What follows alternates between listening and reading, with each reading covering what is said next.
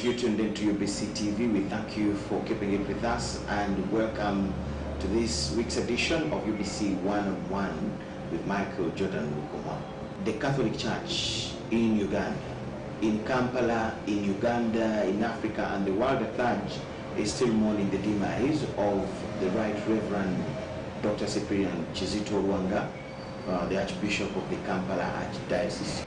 We are dedicating this hour, this week, to his tribute, to get to know more about the man Kizito Rwanga, his works and those factors that could have enabled his success. Who are we having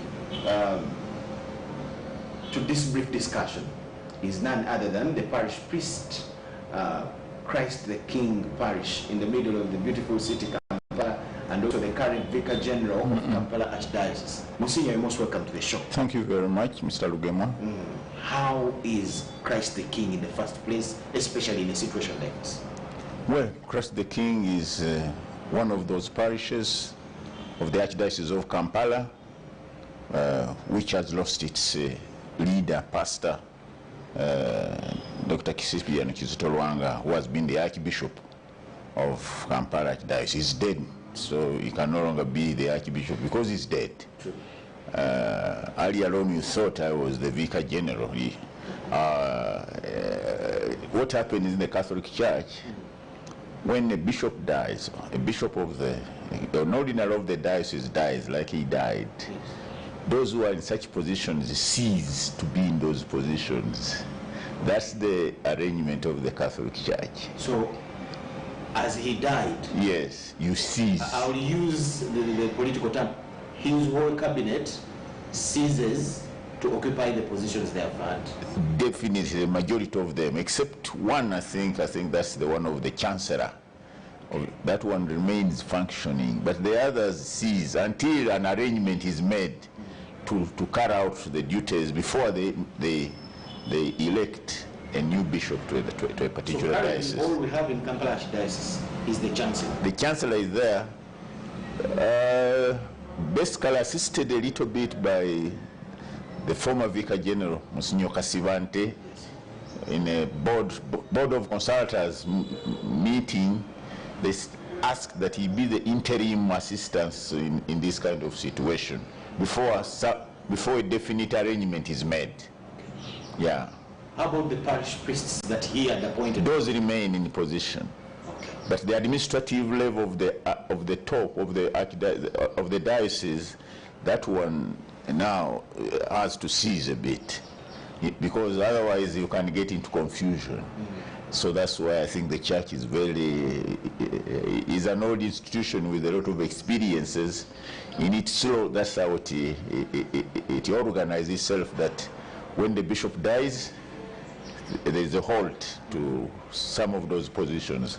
Definitely, the Vicar General is one of those. I've been Vicar General number 2, so now I'm not a Vicar General anymore from that point of view. From the day your boss from the day he died. Now, how long does that take? Does it take a period until we get a new bishop? Well, it depends. Now, when the Archbishop died, the Apostolic Nuncio was informed of this, and he took note of it, and is the one now to liaise with the Vatican See and organize and tell us exactly what to do. In case he has not done it within the time maybe that is expected, the board of consultants can meet among themselves and elect one to be a diocesan administrator. In case Rome has not acted within a particular period of time, the board of consultants that was there to assist the Archbishop, the former Archbishop who has died, he had a board of consultants which assisted him when he invited them. That board can sit and he ask one of them or ask somebody to be a diocesan administrator for that matter. But that has not happened, I think, yet. No. Okay. we have started with a very big lesson there. Yes. Now, where did the news find you? This sad kind of breaking news that the Archbishop has been found dead in his room. Where did it find you? Personally, I was in Entebbe somewhere, and we heard on the radio. I called a few people. He said, "It's true. We are all seeing it on all platforms." Where did it find you? And what was your reaction? Where the news found me was Rubaga itself, but I was called there by the Chancellor. I had just finished my breakfast, and mobile is on, and he calls, "Come quickly to Rubaga. There is news that you have to, there is information for you that you have to pick." So I said, "Now, what has happened? What in the mind or human mind begins now? What have I done? What wrong have I done? Why am I being called so urgently to Rubaga?" So anyway, fortunately I was around. Normally on Saturday mornings I go out in the gardens to dig just for my exercises, but that day I had not gone out. The car I was supposed to use had some little technical problem, so they had taken it earlier that morning for some repair, so I was around. So I went to Rubaga, and when I reached Rubaga, I called him. I said, "Where are you? Where do I find you?" He said, "Come to the Archbishop's residence." So I went to the Archbishop's residence through the main gate, and I found them in a sitting room of the Archbishop's residence. There were a number of them there, the Chancellor himself, the former Vicar General, Monsignor Kasibante, the doctor of the MD of Rubaga Hospital, Dr. Sectorico, and I think some relatives of the Archbishop were seated there. And then I sat, and as I sat, the doctor looked at me and said, "Yes, the Archbishop is dead." That's where I got the information. And that his body is still in his room. So that's where I got the information at Rubaga. But I was called, by the time I was called, of course, he was already dead. But they didn't break it. But they didn't tell me at that stage. They told me only when I reached Rubaga. Then, well, we started to find out exactly how to proceed with such a situation, very unfortunate situation of a sudden death of the leader. It becomes a bit tricky. So we sat and we asked the Chancellor and I think the Vicar General to go and inform the Apostolic Nunciature, the Apostolic Nuncio in Mbuya, which they did immediately. They went in person. And they didn't take much time. They went, they informed him and told him, he also told them who else to inform immediately, like the Episcopal Conference of Zambia, and also told them to inform the head of state, which they did. And then we came back. But meanwhile, as they were there, they told us to, we tried to organize a statement which would be read to the rest of the, and also we brought in a vehicle, because now it was still a bit tricky, but of course news has started leaking out, and we didn't like to have that kind of situation of rumor mongering. But because once you contact more than 2-3 people about something, then news begins, especially when it is shocking. When somebody is shocked, it begins giving out information. So we try to avoid that situation. So to bring in a vehicle to take out the body was also a bit tricky. So they brought in an ambulance, and we brought the body from its room and we put it in the ambulance, and it was taken to Rubaga Hospital without much excitement around people. But there was some news which had already leaked a little bit from somewhere. I don't know exactly. Probably from the staff within the Archbishop's home. Because also many of the staff did not know actually. Okay. Many of the staff had not known. But I think there is somebody whom they contacted for some arrangements who must have started leaking it out a bit. So after the body had moved, they also came back And the statement was ready, so that's when it became a little more official public. Around 11. That was, I think, around 11, more or less. I don't remember exact time, but it was a little bit around 11. Because I saw a video of the Chancellor, Monsignor Kasivante, yourself. Yes. Those are the three faces You saw. I could really recognize In the when the Chancellor was reading the statement. That was at around 11 a.m. That's right then. That's when it was then. That's when it was. I was not looking at my watch anymore. I was just there. Actually, I was going to ask you, how were you people feeling? What kind of feeling? What was running in your mind? Of course, it was a shocking thing. Once you are shocked, you are shocked. You don't think much at that stage, but you have to be careful. Keep calm and not make mistakes in such a situation. It's possible that when you are shocked, you can make bad mistakes. So, but people remained calm, and of course some relatives started arriving, and once they were getting the news, they would make, before we announced, they were to ask them not to make too much of the, to keep a little bit calm, and until the news was announced to the public, official to the public. Okay. May you so rest in eternal peace. Amen. When did you get to know Cyprian Kizito Lwanga the person as a fellow priest? Well, I first met him closely in the seminary when I was still a student myself, and himself was a student. He was 2 years behind me in major seminary. He had studied in Nyenga minor seminary, so I didn't meet him at that stage, because for me I had studied in Kisubi minor seminary. And by the time he went to the major seminary to do philosophy in Katigondo, I had left and I was in Igaba National Major Seminary. So I didn't meet him neither in the minor seminary nor in the philosophical seminary in Katigondo. So we met at National Seminary Igaba. That's where I first met him.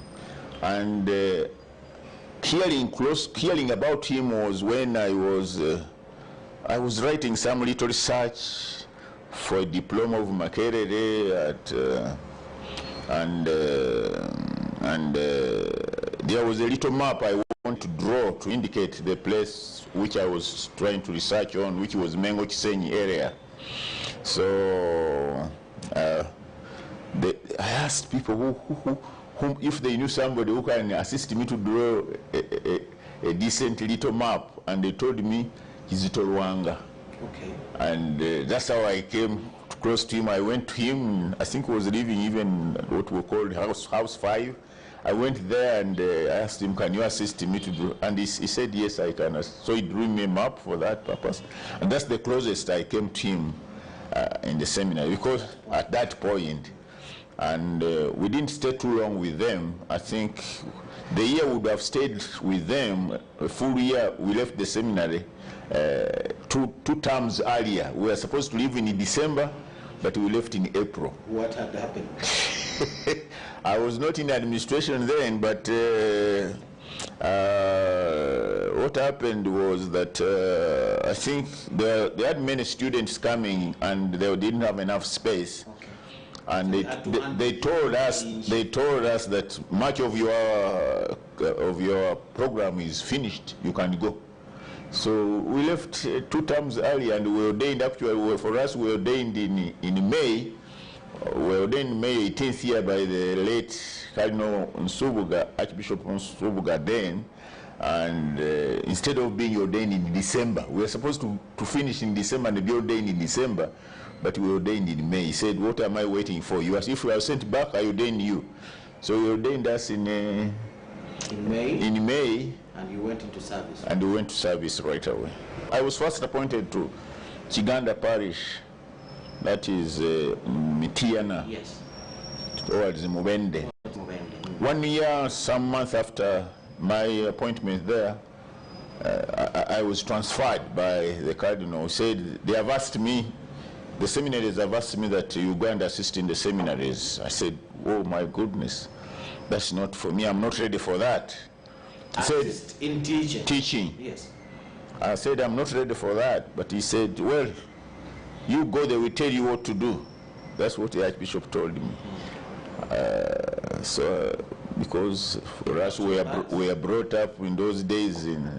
These days maybe things have changed a little bit. What do you mean by that? Obedient. So when you said things have changed a little bit, what do you mean by that? Well, do people say people can resist a bit today? You never know. But I'm not saying they resist, but there's a possibility maybe there's more of that kind of what they call inverted commas dialogue, which was less at that time. At that time they tell you, you move and you move and go. So I went with a lot of fear. But so that's why I went to Katigondo in 1977. So that's why you first taught? That's where I first taught for about a year and a half. And in 78 I was asked to go and improve on my knowledge in Rome. Okay. So I was sent to Rome to do biblical studies. And so by the time Archbishop Kizito was ordained a priest, I was about to go. I think he was ordained in April 78. And I left Uganda in September 78. So at that time I was even organizing myself to go. I never had an opportunity at that stage to come close to him as a priest as such. But because he became the private secretary of Cardinal Nsubuga, he used to travel with him to Rome and other places. So we met in Rome again when he was there with the Archbishop then, the late Cardinal Nsubuga. So I saw him there as he was his private secretary. And then in 1980, first time you met him was in Igawa. Some assistance for research. Some assistance, but we were together in the seminary at that stage. Yes. Yes. This time around, he came with his boss. He was his boss as a private secretary. And when you met, what kind of relationship was there between the two of you? What did you share? Well, when you are in a foreign country at that stage, even was it 70? I don't exactly remember which first time we met with him. But that's the time when Uganda was in trouble again. Idi Amin's days. Then after that, the war started. So meeting such a person coming from you want to find out what is going on, what is here on the ground, what are the problems, and those are the things you are anxious to know. And for him, since he's a priest, you don't have much. Okay, even when we are out, okay, you can even talk with the bishop a bit closely, but with the priest it's a little easier. So we are one level. So I think those were, because a long time ago, I don't remember exactly, but those must have been the things we are looking forward to know a little better about what is taking place in Uganda. So that was, but later on, he was sent by the Archbishop to do a course in France, in Paris, around Paris also, near Paris, the French capital, but not necessarily maybe in Paris. I don't remember the exact place where he went. I don't remember, but that was 1980, I think, 1980 something, 80. So I think senior is it Kanyerezi Matia of Kasanalu well, we went to France to do some French course, to do some language course in French. And that's where he came to meet us again now, because he knew we were in Paris. So he came from where he was and he came and we visited. The three of you were in France. We were in France. But you were in a different institution. Yeah, so he came and visited. He heard that you people were in the country. Yes. He came to visit. He came and visited. And we had a dinner or something, and he went back. And for us, after a month, it was not a long course. 1 month, 2 months, we left and we returned to Rome, and for him we continued his studies in France. Okay. Yeah. So those are some of the occasions at that stage that I met him. So in terms of work now, the study, seminary, then university in Rome, and where as students, now as priests serving the church. When I returned to Uganda myself, I was posted in Gulu, Alokulun. So again, I was not very close. I went there to teach in the seminary in Gulu. So I wasn't in Kampala very closely in Kampala. So I stayed in Gulu for 3 years. That was 82 to end of 85. And those again were the times when there was trouble in Kasana Luwero Triangle, fighting. Sometimes to go to Gulu was very difficult. You could have to travel through Jinja, through Soroti Lira, and then other times you would risk and go through Luwelo, and you could see a devastated area, no people, deserted. So I didn't have much opportunity up to that stage to, but much of the time I think for him he remained in administrative positions around Rubaga. Okay. Much of the time.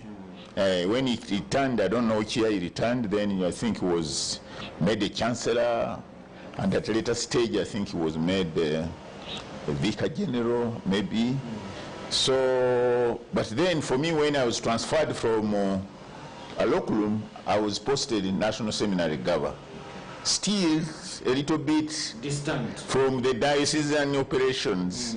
So where he was. Where he was. Okay. Where he was.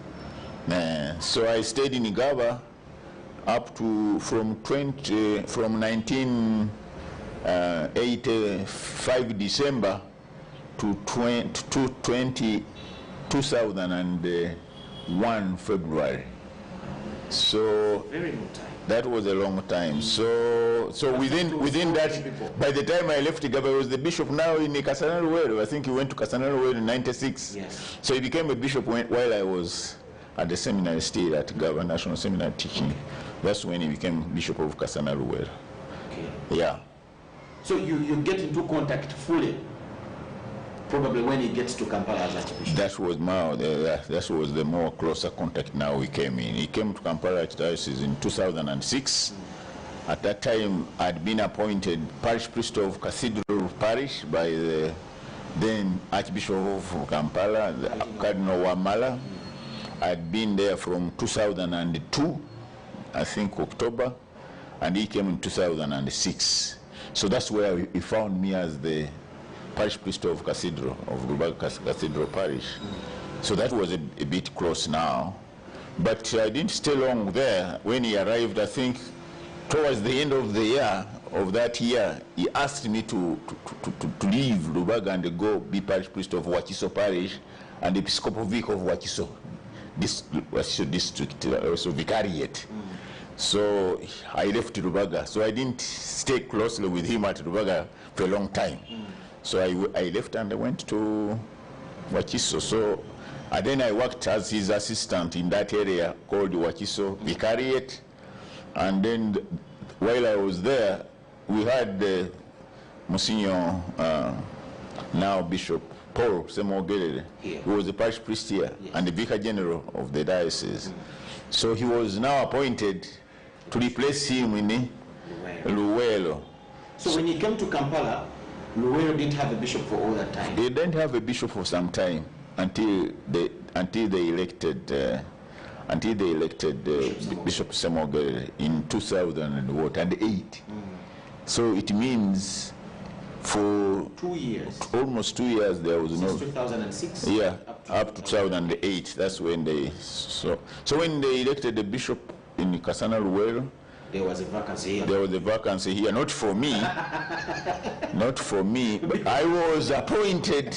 He asked me now to come and occupy this vacancy and take this place of, okay, and be also Episcopal Vicar of Kampala.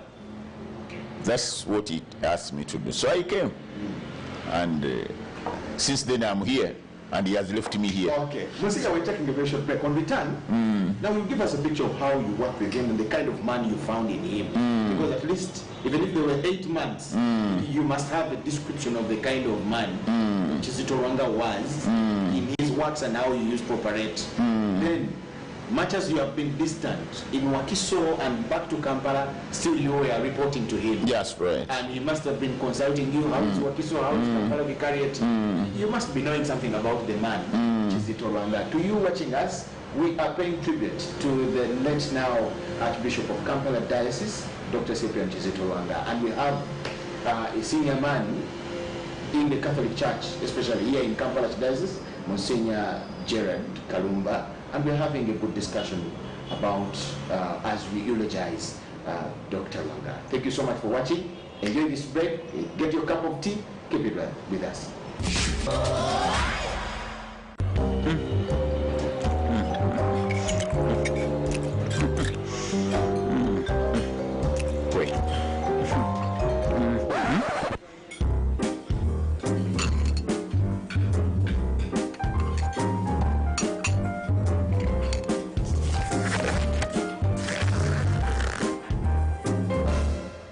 No one should stop you from finishing what's yours. That's why MTN gives you data bundles that don't expire.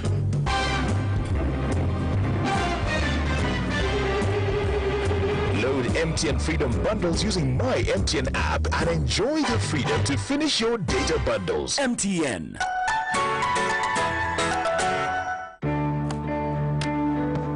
Today tastes like a new tradition, like an old favorite. Tastes like all hands on deck and all eyes on the prize. Today tastes like a piece of the action. And it never tasted this good.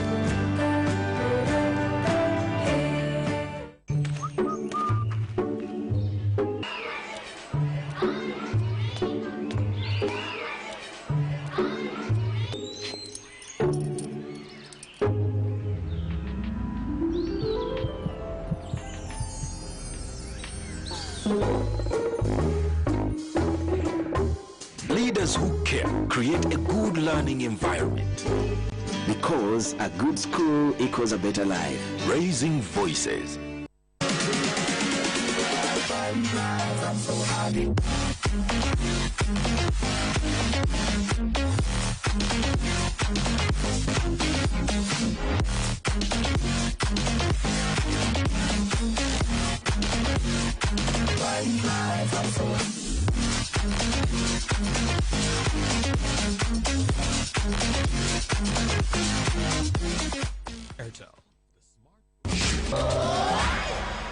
UBC One-on-One with Micheal Jordan Lukomwa. Welcome back from the break. Monsignor Gerard Kalumba of Kampala, Christ the King, is our guest this evening. Yes, Monsignor, welcome back from the break. Thank you very much. So you worked with the Archbishop when in Kampala, gave you assignments. Yes. First of all, you were under him at Rubaga for some little time, and he sent you to Wakiso, called you back to Kampala. That's right. How would you describe Lwanga as a supervisor? Well, I think he is a person who wanted to, because he had a diocese which it's not very big in terms of area, but in terms of population, it is a diocese with quite a dense population. Kampala city itself, Wakiso, these are the areas which are densely populated. Sure. Then the other part, also people in PG areas, Maokota and Butambala areas. So it's not very big in terms of area, but he has a lot of people. So I think he's the type who wanted to reach out to people as much as possible and maybe make it easier for people to access services of the church, the pastoral services. So that's why he decided to divide up the vicariate. So he divided up the Wakiso Vicariate, Kampala Vicariate, and Mitara Maria Vicariate, and he put people to assist him there in some of the roles he pointed out. Reach on a daily. Where he would not. What would not be, even us, we cannot be in every parish on a daily basis, but people don't have to travel all the time to Rubaga looking for the Archbishop. He said you can assist him in some of those areas, like, for example, assisting people who want to have mixed marriages. You can sign papers for them, and some other. You can assist him in confirmations, when you are called for confirmation in schools or areas of that nature. You can assist him to administer the sacrament of confirmation. And some other areas where people may need inquiries or to meet the Archbishop, where it is not very necessary that you have to meet the Archbishop himself, we would assist him in such areas. So that was, I think, that was the type of person who wanted to share his responsibilities with. But of course, then it was important for him that we go there to share what is happening, to give reports of what is happening. That was very important for him, that we should give reports. So he had created times for meetings with him, as people who work in such capacities would meet maybe every 3 months, or the leader of the different vicariates and so forth. But again, it became too busy sometimes that it became sometimes not possible to have such a meeting. But otherwise, he was very interested, because as a person in charge of the whole diocese, it was important for him, and it's true, that he should know what is going on, because we are not there independently. True. We are there to represent. So when you represent, it's good to report what is happening, anything that it requires, so that the whole diocese now can look at the whole diocese from those reports and see and plan, and he was always very interested in planning. He wants to do planning. He wanted to make programs, both pastoral and social and economic programs for the diocese.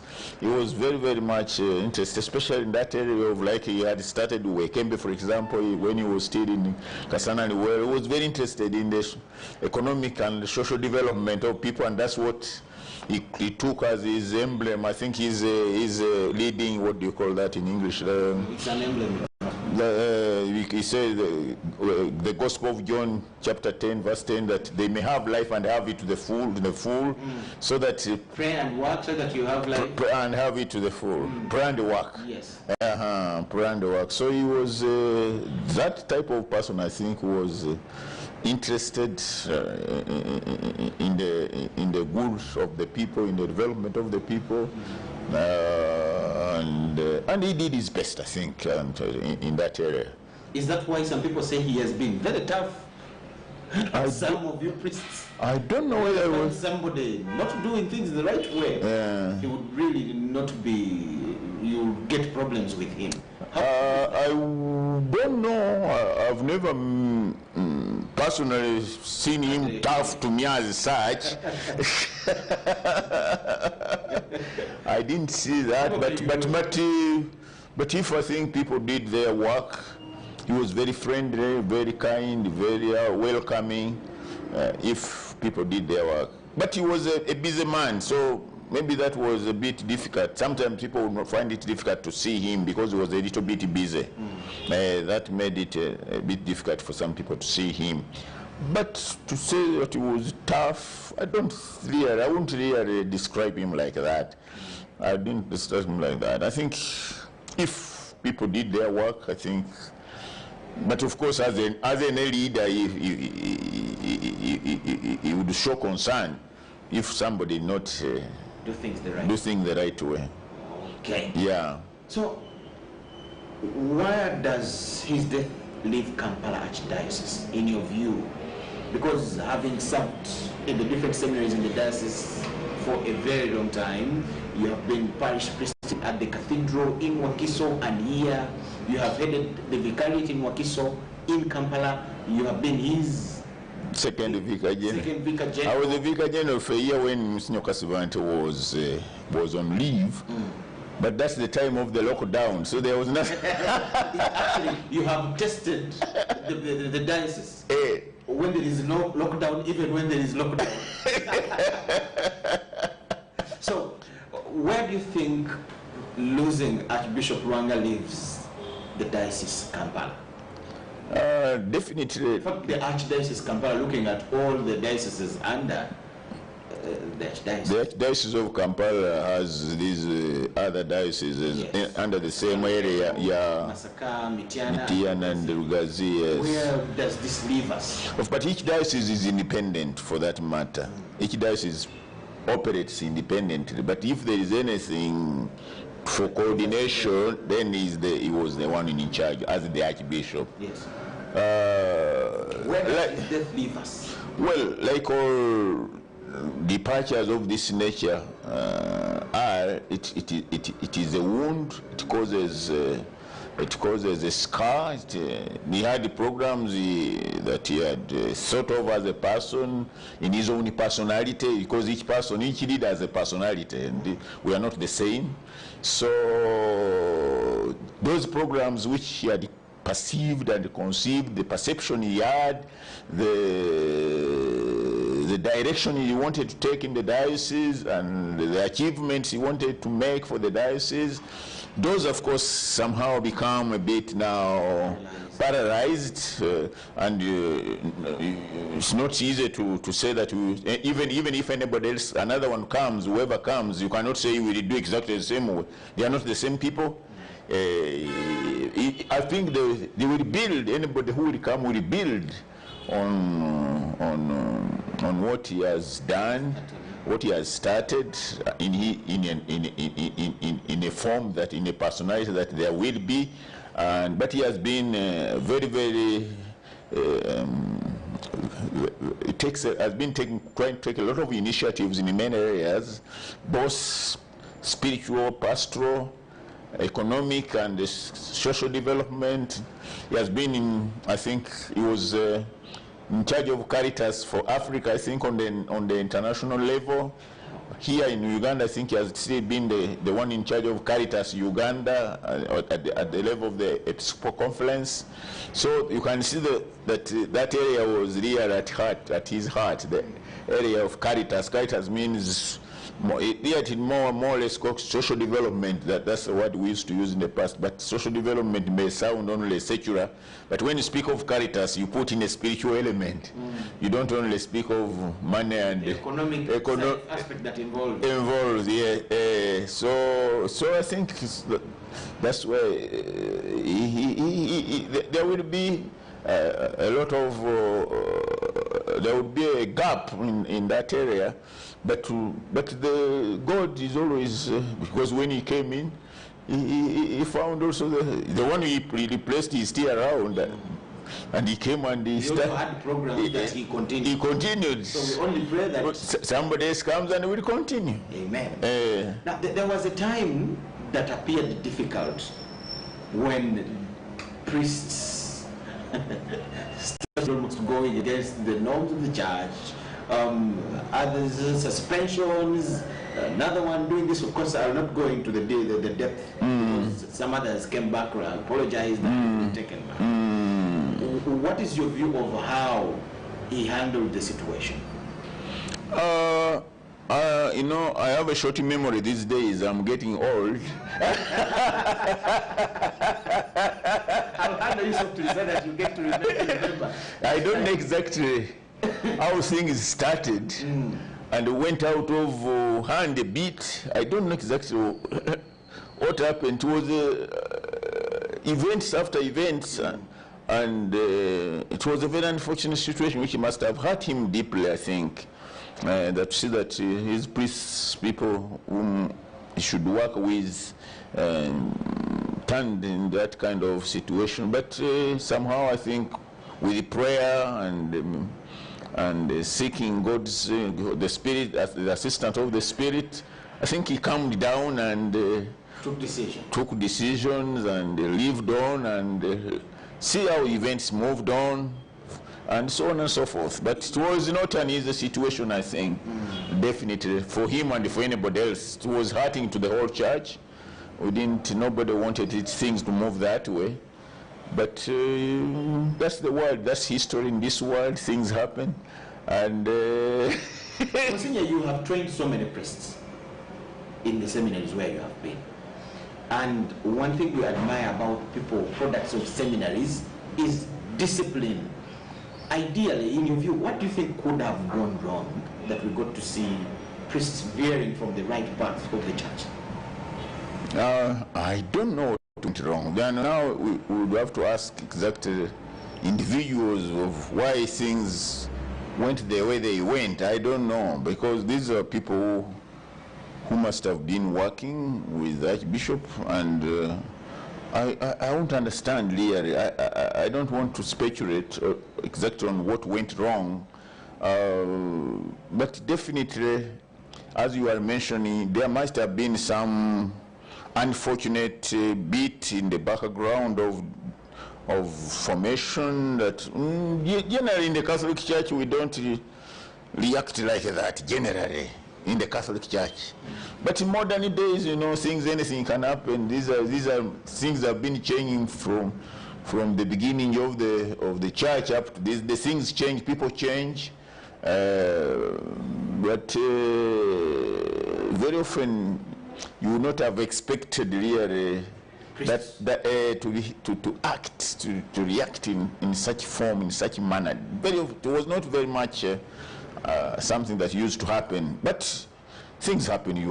Martin Luther was a Catholic priest also, who left, and that's how Protestant church started, in Lutheran church and what. He was a priest. So things have happened in the church. It's not the first time it happened. Things have happened in the church. It's not, we don't want things that nature to happen. We want a one church, a strong church which goes out into the community with the message of Christ, to unite, to cause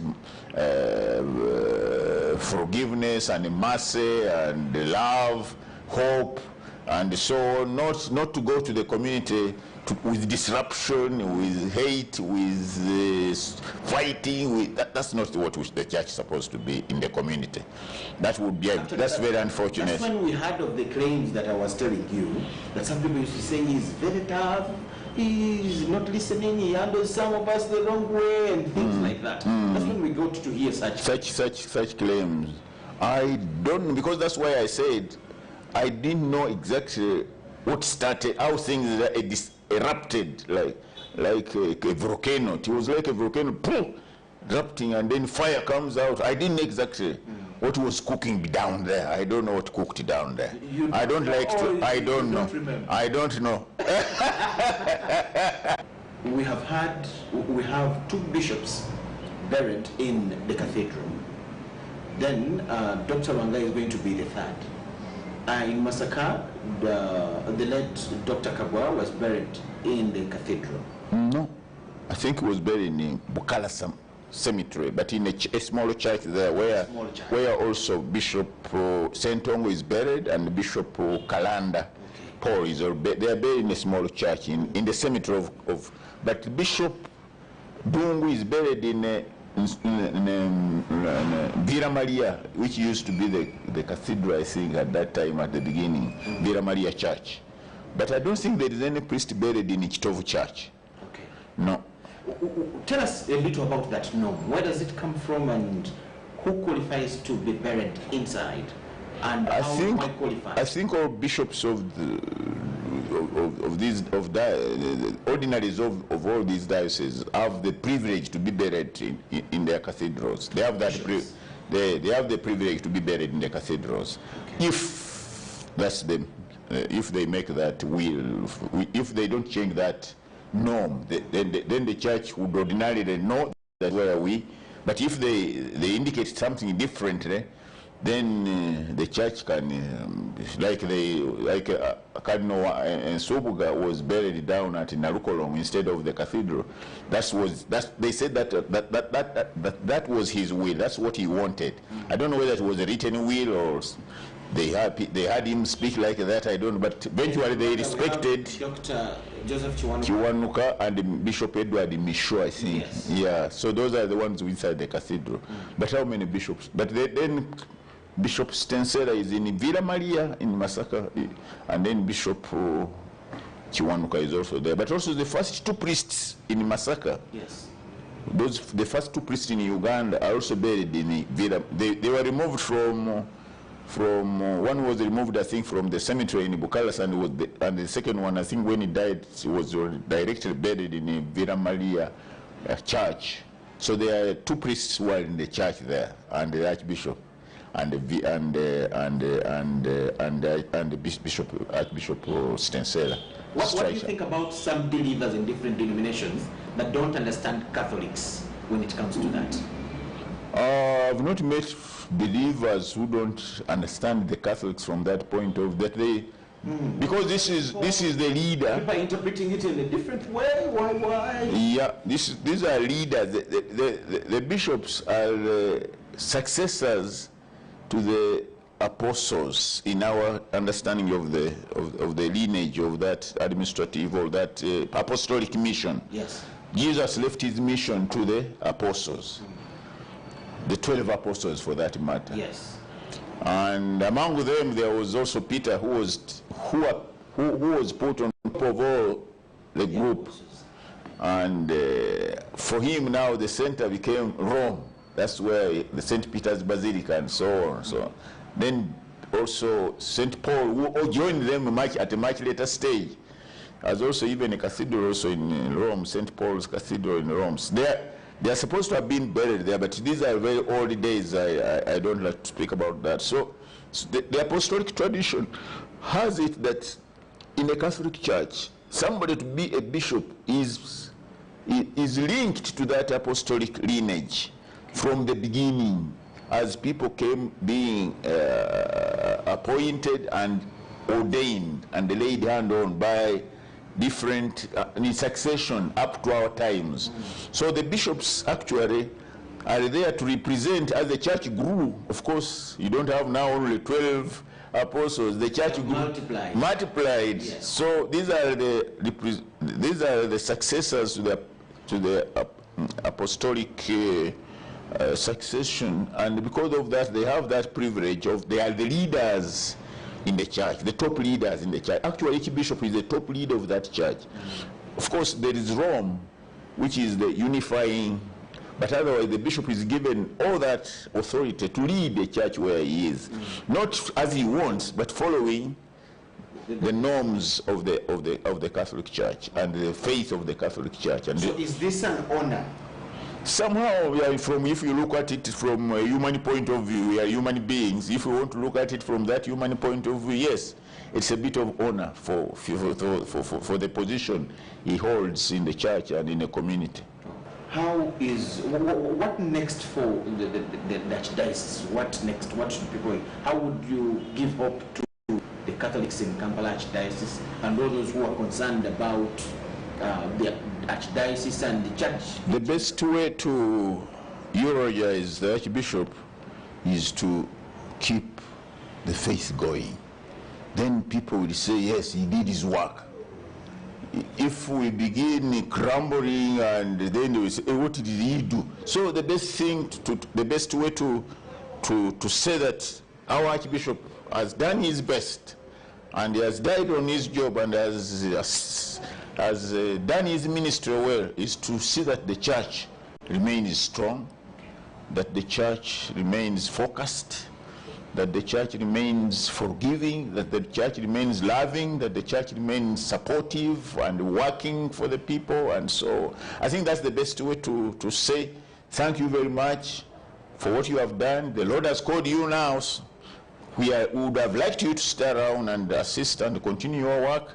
But because the Lord have called you, pray for us while we are there so that we continue the good work you have done, so that the church continues the good work in the Archdiocese of Kampala. I think that's the best way we can... Still my other one, you briefly still, and with your permission, there is already a lot of anxiety about succession. Now they're going to appoint so and so. That much I don't know, because I'm not part of the people who appoint. But no, I'm not. Who qualifies? Is it among the 4 bishops within the Archdiocese? I don't know who qualifies for that matter. Maybe, but I think the procedures are clear. They are done by the Apostolic See. They have their procedures of looking out to see who can do what work in what place. That's not for me to speculate about. I don't see. No, I know, Monsignor, but is it that the Archbishop must be gotten from among the bishops? Then a bishop is gotten amongst you? I don't know whether that is a rule or formulation. I'm not sure about that. I have not heard about it, that the rule like that. But of course, this is a major diocese. big diocese, a central diocese, one would think it requires experienced people. So I would not be surprised if they brought some experienced person of the type we are thinking of. But I'm not saying I know. I don't know anything, because that's not within my area matter. I only wait and hear. What you get annoyed with what I'm going to say? No, I don't know what you are going to say. Let me say it. Yes. Because I've had your name being mentioned in some circles on social media. Those are making empty noise. That's empty noise. Okay, Monsignor, we are winding up. Yes. Christ the King is part of that diocese, and you have been, you have constructions going. Yes, please. Was he part of you in the works? Definitely, as the Archbishop of the diocese, he's the one who gave us the permission to go ahead and renovate and reconstruct the church. He's the one who gave us that permission. We didn't do it on our own. True. The question he asked us that time when we went to ask him that we do the renovation, and we told him the money that was being asked, which was 8.8 billion, this question he asked, do you have the money? We said we have collected something, but we don't have enough. But that's why we are also here, that in case we need your assistance, maybe to do what, we shall always come back to you if we need your assistance. But one day, I think in 2018, he visited us when we were celebrating our parish day. That's the first time he came for our parish day, and the last time I didn't see him again, unfortunately. And that time we were already constructing, and he said, yeah, thank you for constructing, thanking the people in the church, thanking them for the contribution they made. And he said, yes, I also promise I will assist at a certain stage. I will also give something. But unfortunately, by the time of his death, that had not yet materialized. We have missed it. So that's where we are. But he is definitely, the major contribution he makes is to accept. Otherwise, you cannot work if he does not accept. Without his acceptance, we can't work. So how far have you gone as we wind up? How far have we gone? Definitely the construction, the structural construction has been done, and the roof has been put, and the major part of the ceiling has been put, the major part of the floor, the granite stones have been put. What is the big thing remaining now is the windows. The windows are a big factor.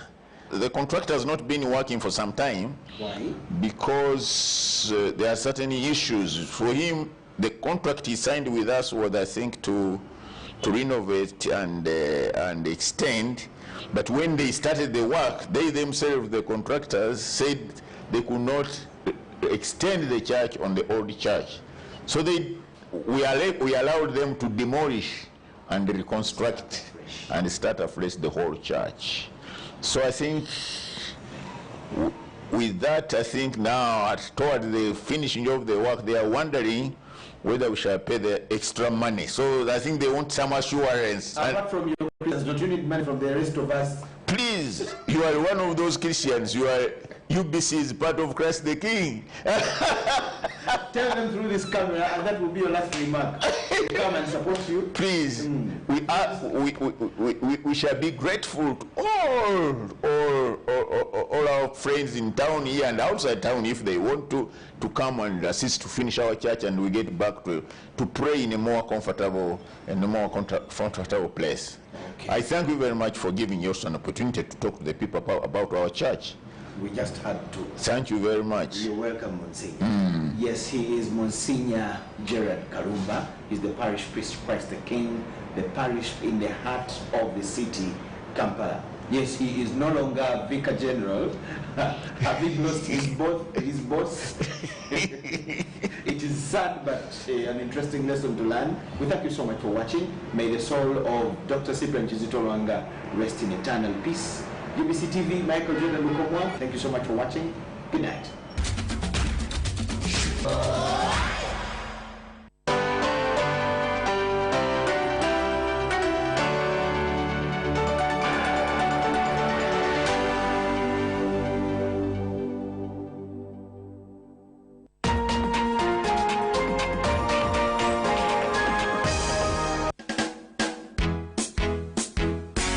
Let me drink one for the road.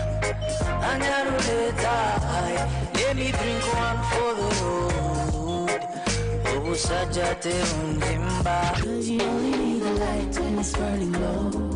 Only miss the sun when it starts to snow. Only know you love her when you let her go.